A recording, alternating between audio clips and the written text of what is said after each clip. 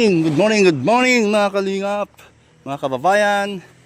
At syempre po, shoutout sa mga kalingap supporters po. Salamat po sa inyong suporta na walang sawa hanggang ngayon. Simula noon hanggang ngayon, nandyan pa rin kayo. At syempre po, yung nagmamahal kay Biancy at sa kanyang pamilya po, nandito po tayo ngayon, no? Dahil po, mayroon po kaming gagawin. Ano po, no? So tulong-tulong po kami. Yan, no? Mag-assist lang po tayo sa gagawin. Nandun sa bubong ang mga iba nating kasama. Ayan po, no? So siyempre, at kung mayroon tayong pagkakataon na ma-interview na po natin ang mama ni Baby Biancy o Baby Biancy kung tawagin, no? At sige po, tayo papasok na doon sa loob para po at ating mapanayam ang kaisa-isang magandang Mami Hansel. Ayan.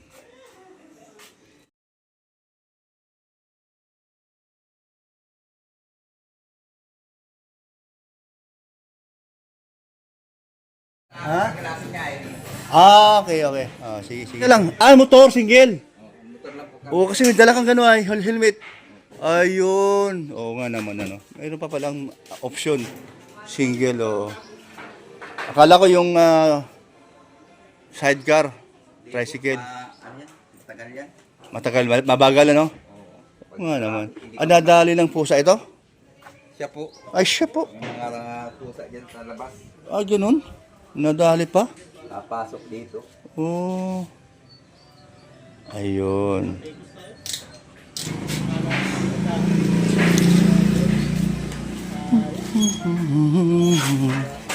Ayan. O, ingat kayo ha. Mag-ama. Ingat kayo sa biyahe. Nakamotor. Ayan.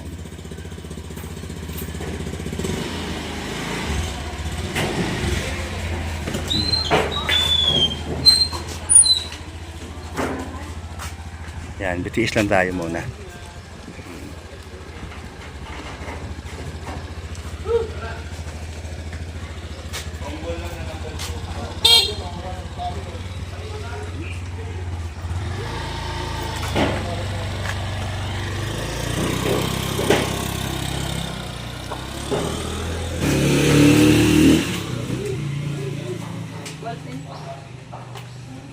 At tayo ay nandito ngayon sa loob ng bahay nila at kausapin natin at interviewin natin ng kaunti lang si Mami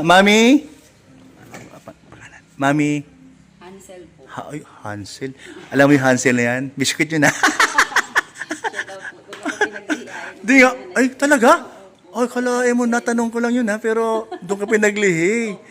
Oo, masarap yun ha. Paborito ko nung kabataan ko. Oo. Kaya yun lang pinangalan po yata. Oh, galing.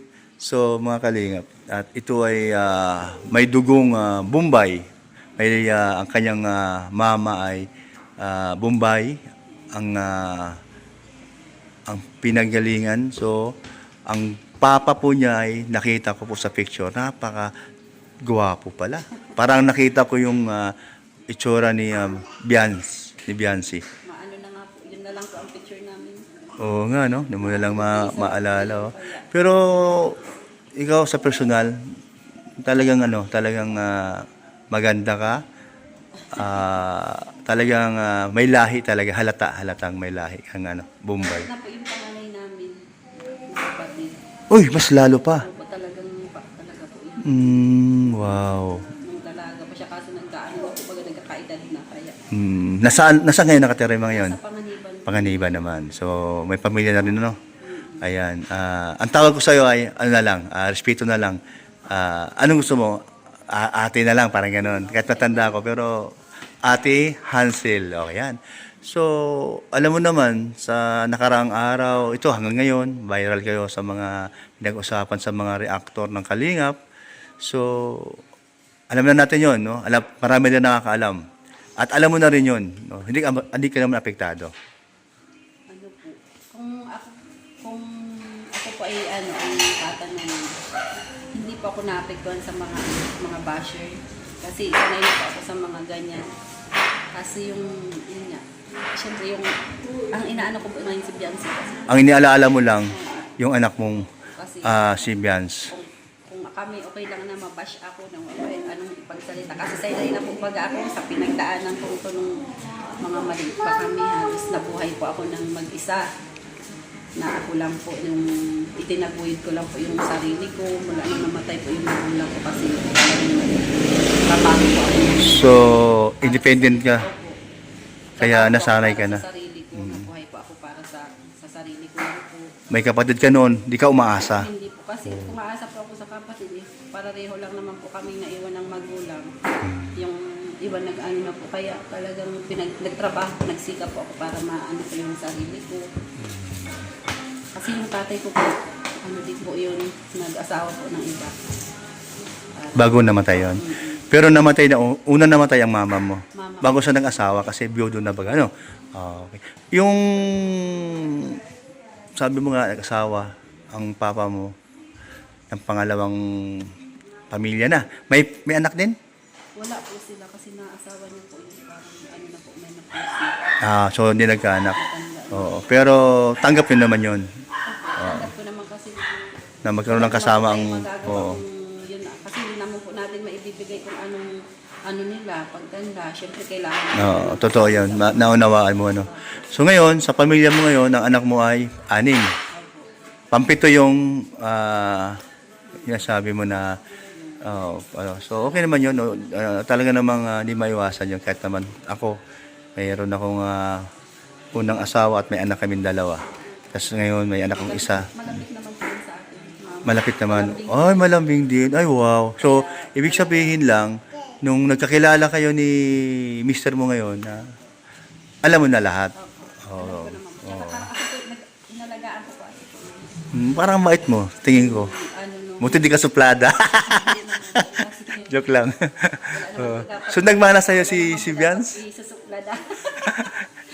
Nagmana sa'yo si Bians sa ugali mo? Kasi tahimik talaga siya.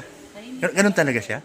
Pero ano po yan, tahimik po siya kahit nung kinder pa po yan. Talagang, kahit inaaway na po yan, hindi yan nakikipag-away. Uuwi na po Oh. sa bahay, iiyak. Tapos yun, tatanungin ko, ba't umiyak ka? Inaway daw siya nung kaklase niya. Tapos sabi ko, sumbong mo na lang sa teacher. Kasiyaan mo na lang, sabi ko yan. Kasi magagalit si Papa Jesus. Ganun yung pinalaki niya po talaga siya na. May takot sa Diyos. Tsaka hindi siya gumanti. Ayaw ko pong gaganti siya. Maganda pala pagpalaki mo kay Biancy. Ano po yan. Puro pa, advice imbis na igumanti. Igumanti. Yun ang sinasabi mo sa kanya parate. Wow. Si Bians ba tipong babae na mainhin, tahimik talaga? Matahimik po talaga yan. Kasi hanggang ngayon, hanggang ngayon, ganun pa rin talaga. Hindi nagbabago. Tsaka ano po yan, maawain talaga po. Mawain din. Wow. Matulungin din siguro yun, no? Kasi pag nakakakita po yan, lalo ng mga matatanda na naawa siya, minsan may mga pulutin na sa kahit nung hindi pa po yan nabablog, maliit pa po siguro kung mga nasa grade 6 po siya. Pag napadait po kami, tapos nakakakita siya ng mga pulubi. Yung binibigyan niya po ng pera, kahit hindi pa. Kahit noon pa. May puso tang matulungin, no? So, okay. So, Sa akin, mama, hindi akong pera. Hindi ko alam kung anong gagawin pala. Binigyan ko ng pera. Binigay dun sa super close ba kayo? Opo. Pero hindi mo siya paborito. Kasi may mga anak ka ding iba. Balance ba? Po, hindi pa ako nag-ano ng paborito. Yun ang gusto ko marinig.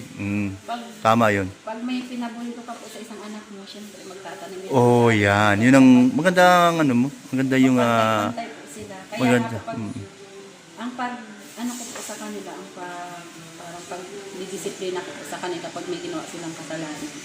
Kunwari nakagawang kasalanan ng isa, papagalitan ko yun. Tapos, yun, hanggang sa, yun nga, ikaw din, ganito, ikaw din, para lahat po sila, alam nila, natatandaan po. So, saan nagmana sa ugali? Si Bian, sa'yo? Sa papa niya? O sa lola o lolo niya? Mabait naman po si papa niya. Mukhang mabait naman. Kausap ko kanina. Okay naman. Hindi man suplado. Siguro parehas lang po.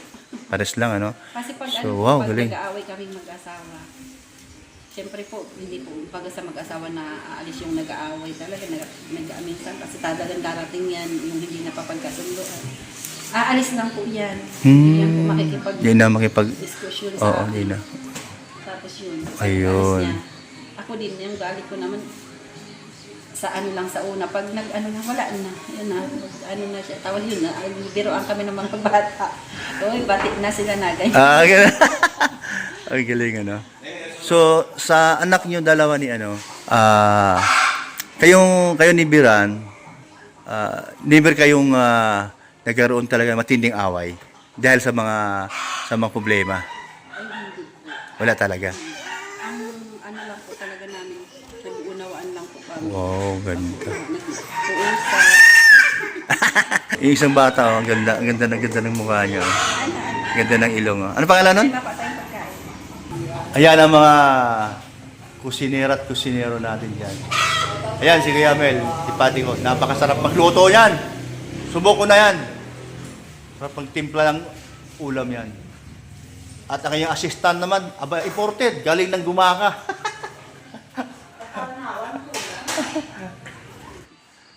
Saan pinanganak si panganay mo, si Bians? Masalong-salong po. Masalong-salong. Saan yun? Yung, doon po baga sa... Doon. Taga dito talaga siya? Opo, taga dito. Dito sa anong lugar to? Basod. Dito na kayo. Mercedes po yun. Mercedes pala. So dito na kayo nanirahan hanggang yung anak mo na pang-anim? Pang-anim, okay. Talagang ano po yan, nagbantay po kami doon sa panganiban ng Ragmilan kay Ate Amy po. Kami po yung katiwala. Iyo kayo katiwala. Yung gilingan po ng ginto. Wow. Kami po yung iniiwan, umaalis po kasi si ate, yung may-ari, iniiwan kami minsan 100,000. Ay, grabe. Subok na pala kayo sa mga ganung mga kalakaran na pinagkatiwalaan kayo sa malaking pera. Wow. Talaga sa amin. O, yan, ha? Minsan 200,000. Yun po. Kasi yung pera po yun, pambili po yun ng ginto. May nahukay. Kunwari may magtitimbang. May magtitimbang. Ibebenta po yun doon sa Ragmila. Kaya may pera iniiwan. Opo. Ganun pala yun. Tapos pag umuwi po yung may-ari, yun po yung bibigay na po namin sa kanya. Kamusta na ngayon sila? Ano po? Buhay pa naman? Opo, napapanood niya daw po si At, Beyonce. ala. Tuwan-tuwa sila sa nangyari ngayon. Kung anong meron kayo ngayon. Kasi alam po nila yung naranasan namin nung tagal. Oh. Kaya, Oo. salamat po ako na talagang diniwala po sa amin yung Ragmilan niya. Okay, no? Oo, pinagpala talaga. Tapos Ayun. mahal na mahal po ni si Beyonce yung baby pa. Kinukuha niya po sa amin. Dinadala po sa bahay nila. Pag may sakit, pinapacheck up niya po. Nanonood po siya Talaga. ng Kalingap. I-ano mo nga siya ngayon, Opo, i-ano mo siya, shout out mo. shout out po Ate Amy. Napakabait po niyan. Talagang siya po yung tumulong sa amin nung baby pa si Beyonce. Lagi po yan may Talaga, no? Opo. Hindi mo Kaya makakalimutan. tuwang-tuwa po siya ngayon na nakita niya si Beyonce na nagpunta po yun ng birthday ni Beyonce. Dito.